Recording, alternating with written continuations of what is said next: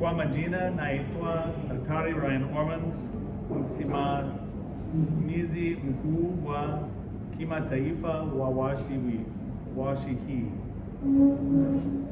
Wiki hii itasheheni mada nyingi na za kusisimua, ikiwa ni pamoja na maendeleo ya kisayansi ya hivi karibuni katika udhibiti wa maradhi mbalimbali ya uvimbe wa ubongo na uti wa mgongo, kama vile gliomas, craniopharyngiomas, uvimbe wa posterior fossa kwa watoto na zingine.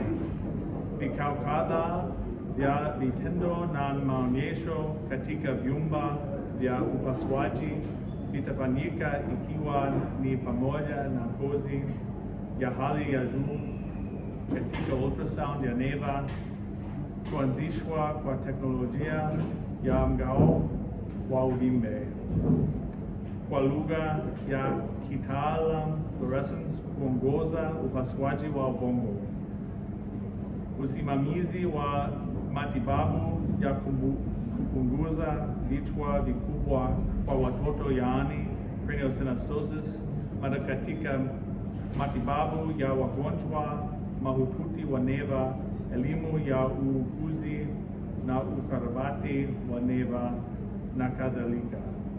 Wataalamu wakuu wa upasuaji wa neva kutoka kote ulimwenguni watakutana Dar es Salaam ili kuwezesha haya yote.